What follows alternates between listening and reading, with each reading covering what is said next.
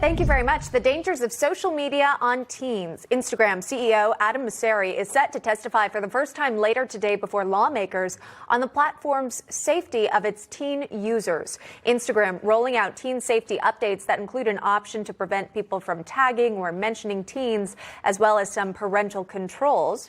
We're happy to be joined by our panelists to weigh in on this. We're welcoming in former New York Congressman Peter King is here with us today.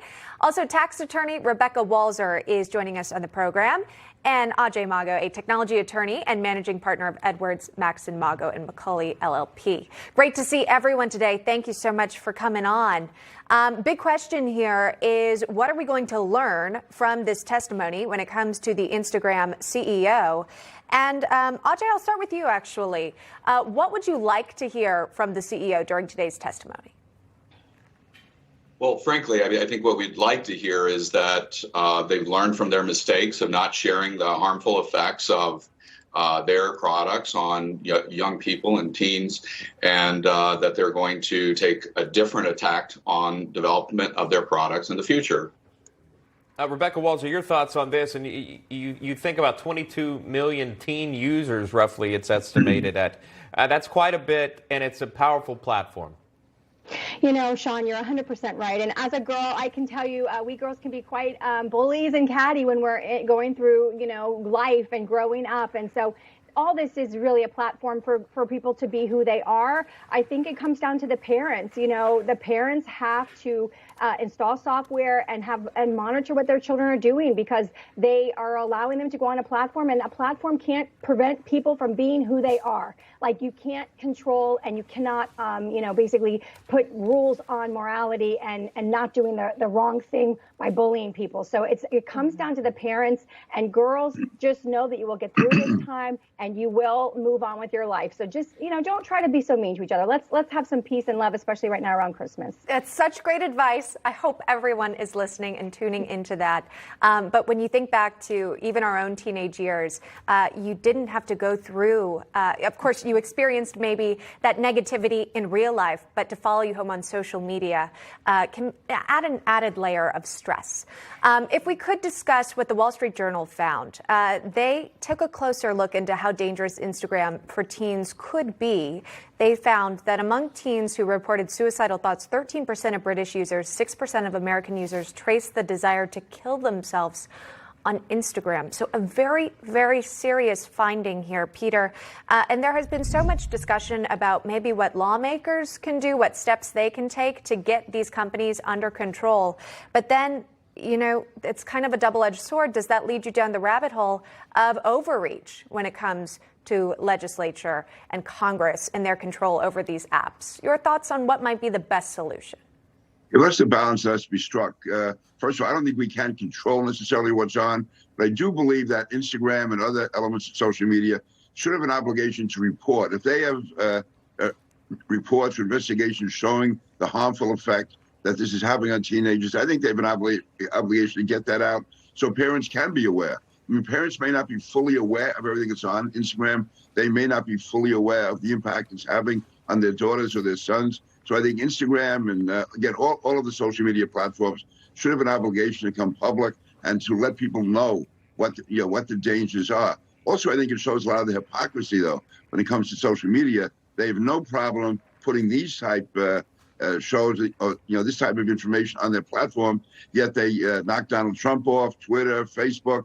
They wouldn't allow the stories on Hunter Biden to appear during the last campaign. So all of these social media platforms are very selective. Unfortunately, it's a biased selectivity they have. But again, I don't think we can control it per se, but there should be an obligation for them to come forward when information comes to them about damaging impacts. So Instagram CEO put out a statement recently. I believe we have that, and then Ajay, I'll get your response on that. But here's that, and here's what was put out. And it reads this in part: as a parent and as the head of Instagram, this is an issue I care deeply about. It's an area our company has been focused on for many years, and I'm proud of our work to help keep young people safe, to support young people who are struggling, and to empower parents with tools to help their teenagers develop healthy and safe online habits, end quote. Ajay, your thoughts on this, and just and in fairness, what can you expect from this hearing today?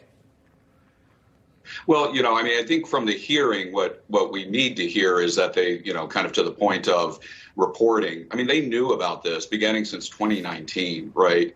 They knew that 1/3 of teen girls experienced exacerbated body image issues using their product. And can you imagine a world in which there is a drug out there that has a known side effect of, creating that type of body image issues, and it's just not disclosed, right? And I think being able to inform the adults, the responsible adults, and being able to inform the public that these are the issues with the use of the software allows everyone to select and opt in on how they want to control, their use, and particularly young people's use of technology. And, I'd go further to say, I take issue with it can't be moderated. It can't be, controlled. I mean, their content moderation systems determine whether content is seen or heard or muted or blocked. Their algorithms determine which advertisements are visible to whom and which are not.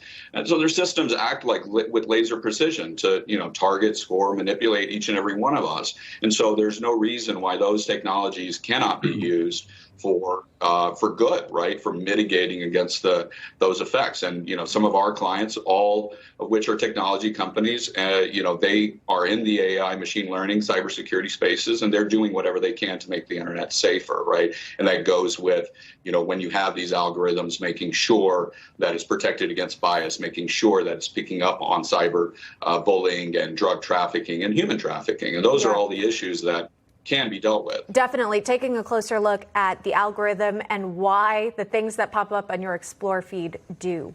Ajay Mago, Peter, and Rebecca, please stay with us. Still more to cover on the other side of this break.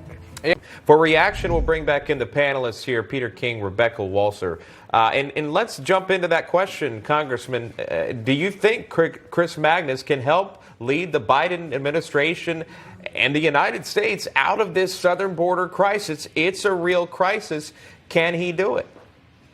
I hope he can. I'm hoping for the best. I don't know if his record necessarily qualifies him to take the tough stands that are necessary. This is all a self-inflicted crisis. There's no need for this at all. This is all just like when Joe Biden stops the oil pipelines and then wonders why oil prices are going up. In this case, if you reduce so much of the protections at the border, you stop the wall, you basically welcome everyone in, and then you wonder why there's an immigration crisis.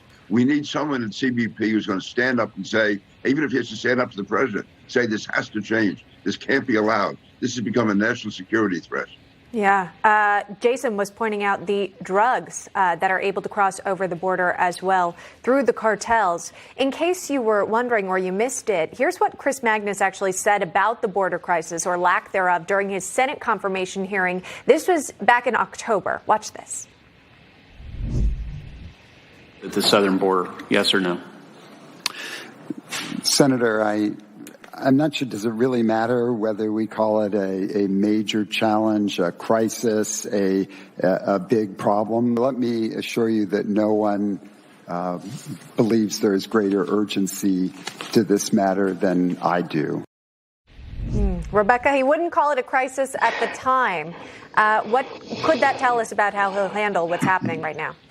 What that says, Emma, is if you're not going to call a crisis, then you're not prepared to deal with it. We have to define it as a problem before we actually implement things to deal with it. And we already know that we have, under this administration, 90% less return deportations from 2019, 80% year over year from last year when we had Corona. I would just say that the border crisis is probably the most seminal issue in America right now because it touches everything. It touches the coronavirus situation because you have, mandates coming out of this administration that are the constitutionally of which I challenge seriously. But you have mandates coming out for U.S. citizens, yet no testing and no control of any kind on an open southern border. This is the largest immigration swing we have had in recent memory, and there is a reason. It's because the Remain in Mexico policy was initially done away with, and now it's just been brought back judicially through the court system. This is a crisis. And if we can't even have our leadership define it as such, they're not going to do anything to stop it because they don't see it as that. And you start to ask yourself, why? Why would this administration be so willing to have people come in?